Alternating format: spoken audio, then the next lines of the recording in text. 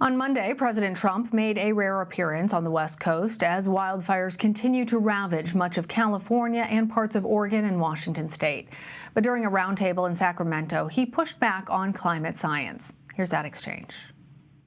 We want to work with you to really recognize the changing climate and what it means to our forests and actually work together with that science. That science is going to be key, because if we ignore that science and sort of put our head in the sand and think it's all about vegetation management, we're not going to succeed together protecting Californians. Okay.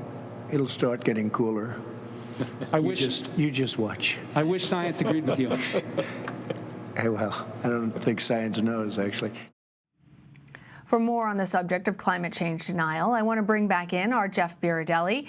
And we're also joined by Jerry Taylor, the president and co-founder of the Niskanen Center. It's a D.C.-based think tank advocating for immigration reform, civil liberties, and environmentalism. Jerry, good to have you with us as well. You've been called a climate convert. For 23 years with the Cato Institute, you supported projects that raised doubts about climate change. You even said that you were a, quote, convinced champion of the idea that climate change is an overblown problem. I have to ask you, Jerry, what changed your mind and what is your message now?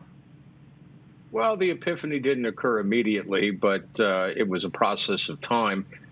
The argument that climate change is an overwrought concern and the likely outcome from loading up the atmosphere with greenhouse gas emissions would be at the low end of the distribution of possible outcomes, that became impossible to hold on to as more and more scientific evidence came in with regards to the warming and how we're likely to see the more high-end scenarios play out. And then the argument for not acting because it costs more to get rid of fossil fuels and replace them with low carbon energy than to let warming play out. Well, that didn't hold up either, largely because there's been an absolute collapse in the price of low carbon energy. And we don't need fossil fuels to run the global economy. And the costs of transition are only a fraction of what they used to be back when I was at the Cato Institute. And then finally, there's the argument that finally appealed to me at the end and probably should have appealed to me back in the day when I was a climate skeptic, which is that we shouldn't be having a white-hot debate about the most likely outcome from climate change, because that's not what risk management is about. Risk management is about looking at the full distribution of possible outcomes from climate change and weighing them accordingly. And if you look at them, sure, some of the scenarios suggest that it might be more modest an event than we fear, and that's always possible. But it's also quite possible that it's going to be an extremely cataclysmic event. And in fact, the possibility that that's what we have in store for our future is becoming more and more abundantly clear as we watch extreme weather events play out and the warming play out at a more dramatic pace than we had anticipated. And if we look at that full distribution of possible outcomes from climate change, it's insane to play dice with the planet like that and to ignore the real risks that we're facing today and that our kids and grandchildren will face. Quite a radical transformation. Hey, Jerry. Hey, Jerry, I have a question for you. Jeff Biradelli here. Yeah, so, I think people will be surprised at the billions of dollars, or at least multi-millions of dollars, hundreds of millions that are spent on climate denial, organizations kind of spreading disinformation. So can you give me an idea of what the tactics are? And also, why are they doing it? What are they trying to accomplish? Well, there's two things to keep in mind about the climate denial community that I used to traffic with. First, there are very few climate scientists in that community. It's mostly communicators. Their job is to win debates and to score rhetorical points when put up against scientists who may not be the best communicators. So it suggests they have a much stronger position than they actually have. But second, the more important thing to keep in mind is that most climate skeptics / climate denialists aren't in the business of talking to you or me or mainstream America.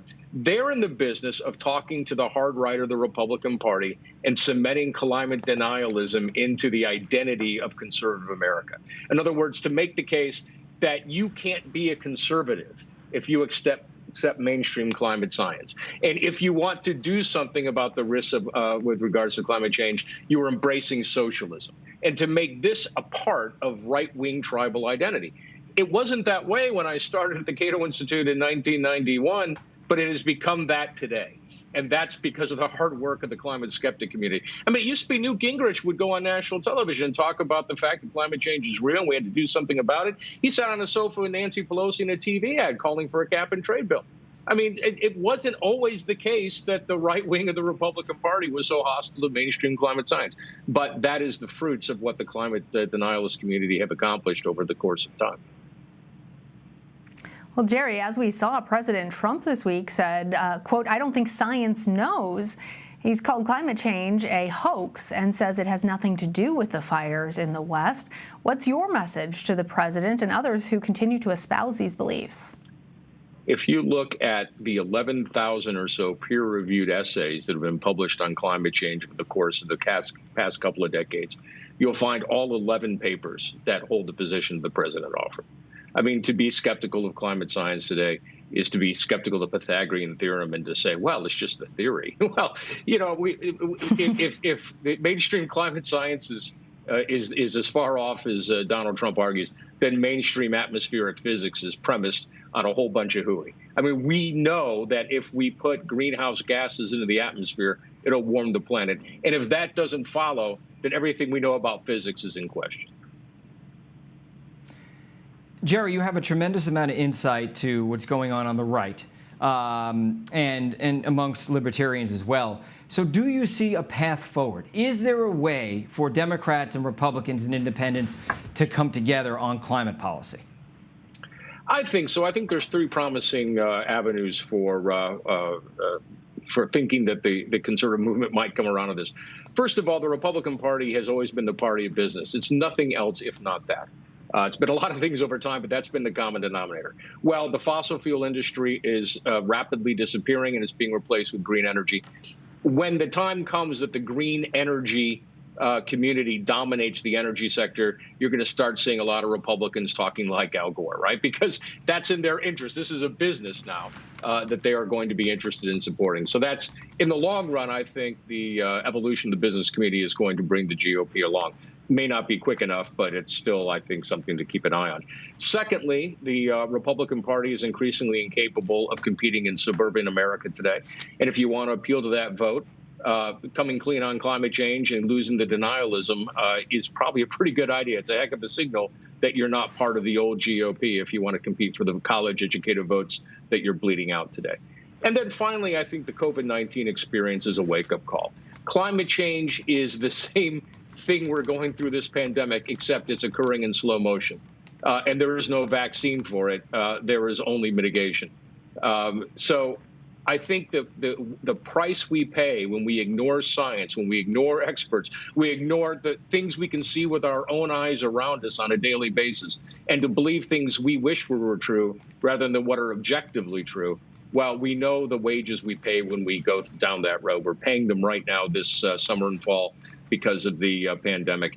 And we're also seeing it play out today right in front of our very eyes in California and Australia, with the hurricanes becoming more intense, with the polar melt becoming, at this point now, something that is off the charts and ahistorical.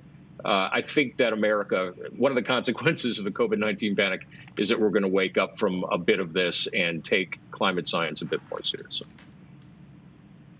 Jerry Taylor, I have to say, as somebody who previously espoused some of these climate denial theories and now issuing these climate warnings, it has been fascinating to talk to you. Thank you for joining Jeff and me. Thanks for having me, Lana. Thank you, Jeff.